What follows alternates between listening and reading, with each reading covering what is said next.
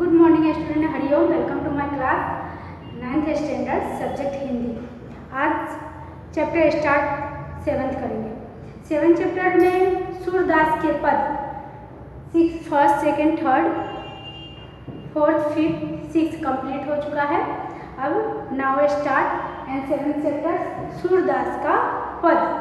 सूरदास के नाम के बारे में आपने सुना होगा कि सूरदास जो हैं वो सूरदास श्री कृष्ण के अनन्य भक्त थे। क्या थे वो? सूरदास श्री कृष्ण के अनन्य भक्त, माने बहुत प्रिय, उनको बहुत उनका फेवरेट कौन था सबसे? श्री कृष्ण। तो अनन्य भक्त थे। श्री कृष्ण की भक्ति कैसे? श्री कृष्ण की भक्ति ही उनके मन को शांति देती थी। श्री कृष्ण की भक्ति से ही उनको मन के शांति देती थी। वह यहाँ सूरदास के 2 पद दिए गए हैं। यहाँ सूरदास के 2 पद दिए गए हैं। पहले पद में श्री कृष्ण के प्रति, पहले पद में श्री कृष्ण के प्रति उनकी अनन्य निष्ठा का दर्शन होता है ना। उनकी श्री कृष्ण के प्रति उनकी अनन्य निष्ठा के दर्शन होते हैं। और दूसरे प्रश्न में घुटनों के बल से चलते हुए, दूसरे पद में घुटनों के बल से चलते बाल कृष्ण की अनुमान छवि का दर्शन होता है ना। अनुपम छवि का दर्शन होता है। तो क्या है सूरदास जी, मैं थोड़ा सा सारांश आपको बता दें कि यहाँ सूरदास के 2 पद हैं। तो पहले पद में क्या उनका दर्शन करने को उनको सूरदास को मिलता है? पहले पद में उनके अनन्य निष्ठा का दर्शन करने के प्रति, उनके दर्शन करने के प्रति दर्शन होता है। दूसरे में श्री कृष्ण के क्या बोलते हैं, घुटनों के बल से चलने की, घुटनों के बल से जो कृष्ण भगवान चलते हैं ना, उस समय का श्री कृष्ण का अनुपम दर्शन का पद होता है। ओके, तो आप अपना चैप्टर निकालिए 7th चैप्टर सूरदास का पद। उनका जन्म कब हुआ था? सूरदास का जन्म 1417 ईस्वी को, 1478 ईस्वी, निधन 1573 ईस्वी में हुआ था। यानी कि 1478 एंड 1573 में उनका निधन हुआ था।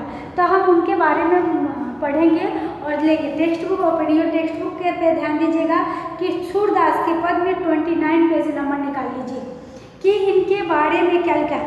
मन जहाज की पक्षी, है ना। महाकवि सूरदास का जन्म कुछ लोगों के अनुसार दिल्ली के, कहाँ हुआ था? दिल्ली के सीही नामक गांव में हुआ था। कहाँ उनका जन्म हुआ था? दिल्ली के सीही नामक गांव में उनका जन्म हुआ था, है ना। कई लोगों का मानना है कि इनका जन्म मथुरा के पास, कई लोगों का मानना है कि इनका जन्म मथुरा के पास रुकना या रेणु का क्षेत्र में हुआ था। रुकना या रेणु का क्षेत्र में हुआ था। ओके, इनका जन्माधि होना भी विवादास्पद था और बाल्याचार्य इनके गुरु थे। कौन था? वल्लभाचार्य इनके गुरु थे। वल्लभाचार्य इनके गुरु थे। वात्सल्य एवं श्रृंगार रस के वर्णन में, वात्सल्य एवं श्रृंगार रस के वर्णन में वेद और द्वितीय प्रस्तुत पद में सूरदास की अनन्य भक्ति भावना का परिचय मिलता है। क्या मिलता है? उनके अनन्य भक्ति का भावना और का परिचय मिलता है। ओके, अनन्य भक्ति मतलब अनन्य, जिसका कोई वो नहीं हो, अंत न हो। फिर उनके जिन आँखों ने कमल के समान नैन वाले श्री कृष्ण का दर्शन किया हो, जिन आँखों ने नैन वाले श्री कृष्ण का दर्शन किया हो और वे देव की चेष्टाओं के माध्यम से बालक कृष्ण का मनोरम वर्णन किया है। उनके बारे में क्या किया है? बालक कृष्ण के बारे में मनोरम वर्णन किया है। तो मैं आपको इसके बारे में बताती हूँ कि मन जहाज की पक्षी, चारों ओर जल में घिरे जहाज़ों का पक्षी कहीं भी जाए अंत में जहाज पर ही आता है। जैसे कौवा उड़ता है आकाश में मगर रहता है कहाँ की कहानी है ना। तो उसी तरह से चारों ओर के जल के घिरे हुए जहाज में कहीं भी जाता है, लेकिन जब अंत में कहाँ आता है, जहाज पर ही आता है। उसी तरह श्री कृष्ण का आश्रय छोड़कर कभी का मन अन्यत्र माने अन्यत्र मीन्स अनंत। देखिए इसका मीनिंग, अन्यत्र मीन्स अनंत क्या होगा, अनंत। ओके, तो क्या होता है, अनंत कहीं नहीं जा सकता, मतलब वो और कहीं नहीं जाते थे। ओके, श्री कृष्ण से श्रेष्ठ कोई नहीं है। सूरदास के लिए सभी देवताओं में श्री कृष्ण ही सर्वोत्तम है। सूरदास के लिए इतने सारे देवता हैं, लेकिन सूरदास के लिए सबसे प्रथम सबसे श्रेष्ठ कौन देवता हैं, तो उनके विचार से उनके मन में श्री कृष्ण है। वो श्री कृष्ण का हमेशा गुणगान करते हैं, उनके बारे में चिंतन करते हैं, उनके ध्यान में रहते हैं। ओके, तो उनका सर्वोत्तम कौन भगवान है, श्री कृष्ण। वे गंगा जल के समान निर्मल है। क्या है, वे गंगा जल के समान निर्मल है। ओके, वे ही कमल रस के समान है सूरदास मन रूपी। वे ही कमल रस के समान है सूरदास मन रूपी भौरा उस रस को छोड़कर करेला की इच्छा क्यों करे। उनका कहना है कि उनकी मन रस की कर करेला की इच्छा कौन करे। जो कृष्ण में निर्मल जल की भावना है उनका ही गुणगान करना चाहिए, तो हम दूसरे की भक्ति भाव क्यों करें।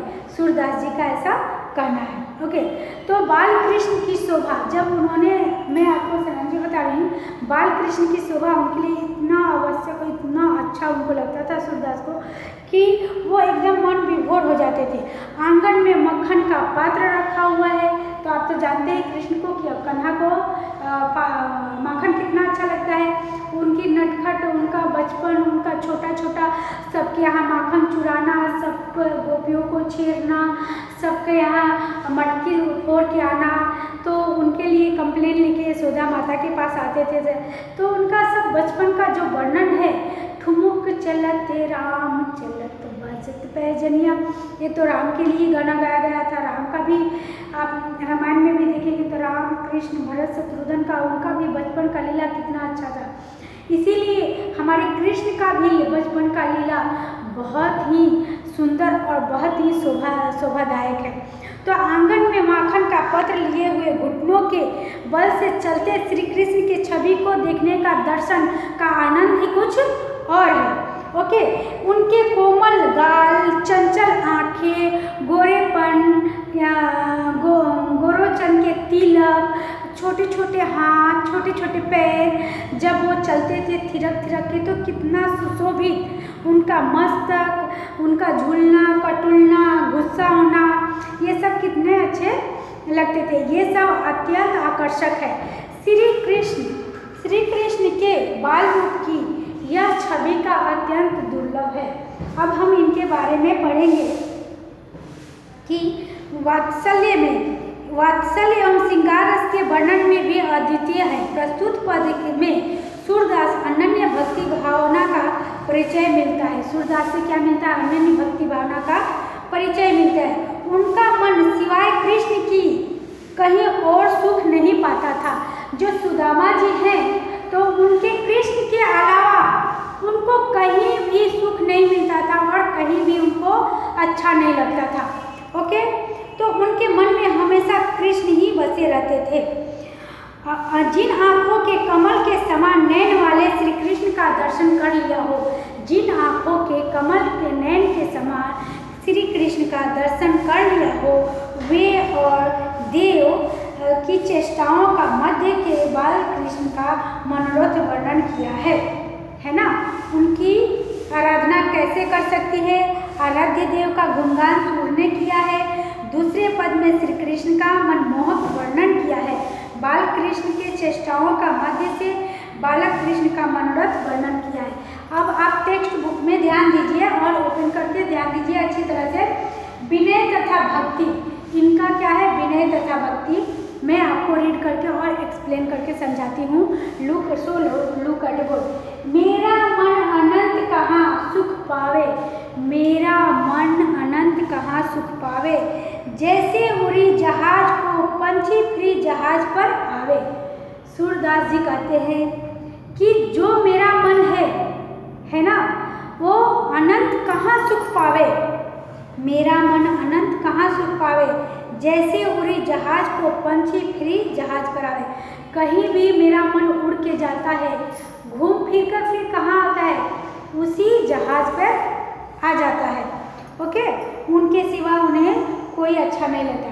कमल नयन को छाड़ी महात्म और देव को ध्यावे, कमल नयन को छाड़ी महात्म देव को ध्याए, परम गंगा को छाड़ी पियासो दुरुमति खूब खनावे, जीही मधुकर अंबुज रस चाखयु क्योर करील फल पावे, सूरदास प्रभु काम देनु तजी छोरी को दोहरावे। तो आपने ये विनय तथा भक्ति रस का किया। मैं इसके बारे में आपको इसका अर्थ बता रही हूँ, ध्यान से सुनिएगा। फिर से एक बार करती हूँ। मेरा मन अनंत कहाँ सुख पावे, जैसे उड़ी जहाज को पंछी फ्री जहाज पर आवे। ओके, कमल नयन की छाड़ी महात्म और देव को ध्यावे, परम गंगा की को छाड़ी पियासो दुरुमति कुप खनावे, खनावे मीन्स खुदावे। ओके, जी ही मधुकर अंबुज रस चाखयो के फिरल करील फल भायो, मतलब वो बोल रहे कि करीला फल क्यों भाए। सूरदास प्रभु काम देनु तजी छेरी कौन दुहाए। तो सूरदास जी कहते हैं कि मेरा मन श्री कृष्ण विनय और श्री कृष्ण के सिवाय कहीं सुख नहीं पाता है। क्या होता है, उनको कहीं सुख नहीं पाता है। जैसे जहाज का पक्षी जहाज पर उड़कर पुनः जहाज पर ही आ जाता है, उसी तरह मेरा मन अन्य देवताओं के यहाँ से भटक कर फिर श्री कृष्ण के चरणों में लौट आया है। मेरा मन कहीं भी रहता है, लेकिन लास्ट में उनका मन सूरदास किसके पास जाता है, श्री कृष्ण के पास। श्री कृष्ण के अनंत भक्ति भाव में, उनके रस में इतना मिठास, इतना भावपूर्ण है कि अगर आप कृष्ण लीला और सूरदास की लीला इनके बारे में जानेंगे और कृष्ण लीला के बारे में पढ़ेंगे तो आपको आनंद विभोर हो जाएंगे। ओके, तो लौट आता है कमल नयन श्री कृष्ण। कमल नयन श्री कृष्ण की महिमा छोड़कर वह अन्य किसी देवता का महिमा नहीं करते थे और न ही ध्यान करते थे। यदि कोई प्यासा व्यक्ति पवित्र गंगा जल को छोड़कर अपनी प्यास बुझाने के लिए कुआं खुदवाए, यहाँ प्यास बुझाने के लिए कुआं खुदवाए, है ना। खनवावे मीन्स खुदवाए, खनवाए का अर्थ क्या होता है, खुदवाए। तो कुआं खुदवाए तो उसे मूर्ख भी कहा जाएगा। क्या कहा जाएगा, उसे मूर्ख ही कहा जाएगा। ओके, तो जिस भौरे के कमल के रस का स्वाद चख लिया है, जिस भौरे ने कमल के रस का स्वाद चख लिया हो, उसे करील का फल कैसे अच्छा लगेगा। अगर कोई भौरा मीठे फल का रस खा लेगा तो उसको दूसरे फल में जिसमें कड़वा हो वो कोई खाएगा तो उसे भाएगा नहीं, भाएगा ना। जब आपको कोई अच्छा चीज़ अच्छा लगता है वही अच्छा लगता है। अगर आपको करेला का जूस दिया जाए तो वो कड़वा लगेगा और आपको वो अच्छा नहीं लगेगा। तो करील का फल कैसे अच्छा लगेगा। सूरदास जी कहते हैं कि मेरे प्रभु कामधेनु के समान है। मेरे जो प्रभु हैं वो कामधेनु के समान है, समान है। उन्हें छोड़कर बकरी कौन दूहेगा? उन्हें छोड़कर बकरी कौन दूहेगा? सेकंड में आएंगे, शोभित कर नवनीत लिए, शोभित कर नवनीत लिए, घुटू रूनी चलन रेणु तन मंडित मुख दधि लेप किए। घुटू तनि है लेप लिए, जो वो कृष्ण भगवान क्या करते हैं, घुटनों के बल चलते हैं ना, लेप लगा के चलते हैं। चारू कोपल लोल लोचन गोरोचन तिलक दिए। वो क्या करते हैं, गोरे उनके ललाट पे गोरेचन का तिलक लगा हुआ होता है। और लट लटकनी मनुमत मधुपगन मादक मधुई पिए। कटुला कंठ ब्रज के हरिनक राजत रुचिर ये। धन्य सुर एक फल ही सुख का सतकल्प जिए। सूरदास जी कहते हैं कि शोभित कर नवनीत लिए, घुटरूनी चलन रेणु तन मंडित मुख दधि लेप किए। सूरदास जी कहते हैं कि माखन में हाथ में माखन लिए हुए बाल श्री कृष्ण अत्यंत सुंदर लग रहे हैं। और वे घुटनों के बल क्या कर रहे हैं, घुटनों के बल वो चल रहे हैं। अपने हाथों में कटोरा माखन का लिए हुए हैं और बहुत सुंदर दिख रहे हैं, और वो घुटनों के बल चल रहे हैं। उनके शरीर पर धूल लगी हुई है, उनके शरीर पर धूल लगी हुई है, और मुख के मक्खन लगा हुआ है। मुख में क्या लगा है, माखन लगा हुआ है। कृष्ण के जब वो उनके मुख में देखेंगे तो हमेशा माखन लगा हुआ रहता है, उनको माखन बहुत पसंद है ना। तो माखन लगे हुए हैं, उनके गाल सुंदर और नेत्र, उनके गाल सुंदर और नेत्र चंचल उनके माथे पर लोचन गोरोचन तिलक दिए हैं। उनके गोरेचन पर तिलक लगे हुए हैं, उनके जो माथे पर है ना वो तिलक लगाए। गोरोचन मीन्स मस्तक का तिलक, गोरोचन लिखिए मस्तक का तिलक, गोरोचन मस्तक का तिलक।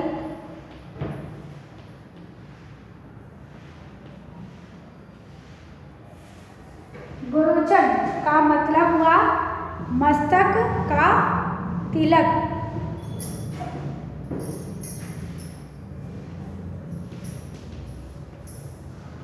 मस्तक पर तिलक, गोरोचन क्या लगा है उनका, तिलक।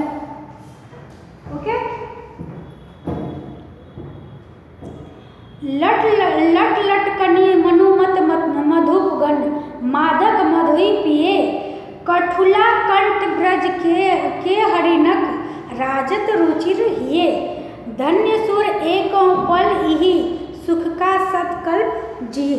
ओके, तो क्या कह रहे हैं वो कि उनके गोरोचन का तिलक लगा हुआ है, उनके सिर के दोनों ओर लटे झूल रहे हैं। उनके सिर के दोनों ओर क्या है, उनके लटे झूल रहे हैं, और वे मस्तक मधु पीकर मस्त हुए भौरों की तरह, मस्त मधु पीकर भौरों की तरह वह भौरों के समान लग रहे हैं। गले में पहनी हुई चांदी की चकोरी और बंधन रखा और ब्रज भट्ट की माला हृदय में सुशोभित हो रही है। वो जो माला पहने हैं वो अपने गले में वो हृदय में सुशोभित हो रही है। और सूरदास जी कहते हैं कि बाल कृष्ण की इस छवि को देखने का सुख, सूरदास जी कहते हैं बाल कृष्ण की इस छवि को देखने का सुख एक पल के लिए भी मिल जाए तो भी जीवन धन्य हो जाए। एक पल के लिए भी अगर बालक का उनका रूप दर्शन करने के मिल जाए तो हमारा क्या हो जाए, जीवन धन्य हो जाएगा। फिर 100 कल्प तक जीने का कोई अर्थ नहीं, फिर 100 कल्प तक जीने का कोई अर्थ नहीं। तो ये आपका सूरदास के पद का है, शब्दार्थ और टिप्पणी भी लिखा हुआ है। तो इसमें आपको कल्प मीन्स 4 भीड़ और, तो मैं आपको शब्दार्थ लिखा दे रही हूँ, आप लिख लीजिए और फिर आगे हम देखेंगे इसके क्वेश्चन आंसर। तो सूरदास के बारे में मैं बताई, अभी मैं इसको इरेज कर देती हूँ, आप लिखेंगे शब्दार्थ।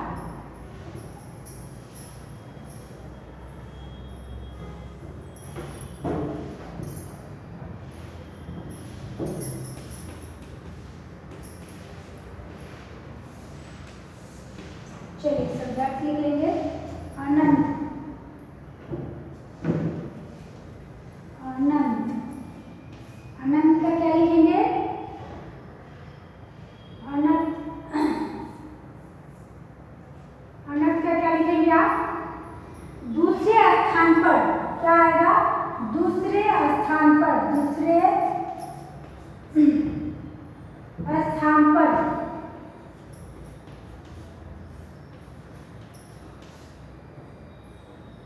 पक्षी माने पक्षी माने पक्षी, पंछी तो पक्षी, पंछी पक्षी है। महात्म, महात्म, महानता, महानता, महामत्य, ध्यावे मैंने ध्यान से, ध्यावे, ध्यावे लिख लीजिए, ध्यावे ध्यान करें, ध्यान करें। लीजिए मैं साइड हो जाती हूँ, है ना। अनंत दूसरे के स्थान पर, पक्षी पंछी पक्षी, महात्म महानता या महात्म का अर्थ होगा महानता या महामत्य, और ध्यावे मतलब ध्यान करे, है ना। चलिए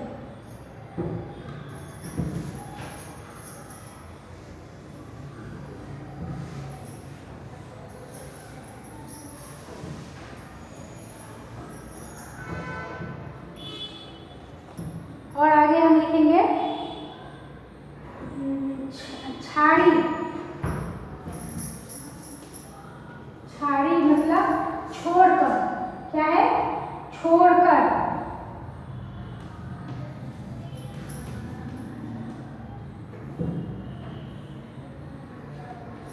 छोड़कर। पियासू,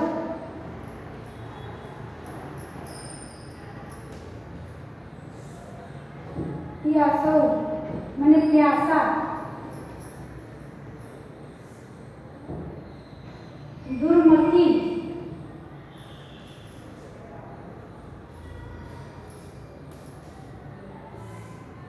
दुर्मति,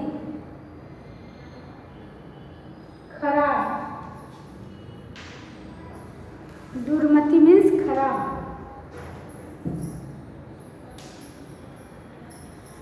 खराब, है ना। मैं साइड में आ जाती हूँ। दुर्मति खराब बुद्धि वाला, खराब बुद्धि वाला।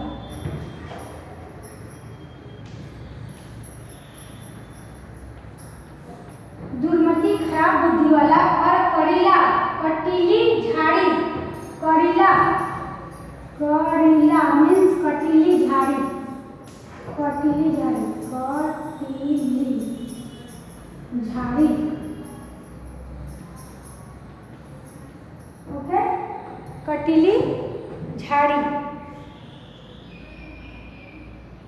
छेरी मतलब बकरी, छेरी मतलब बकरी, छेरी बकरी, ओके। चारू मतलब सुंदर, चारू लिखेंगे, चारू सुंदर, ओके, सुंदर। लोचन मीन्स आँख, लोचन,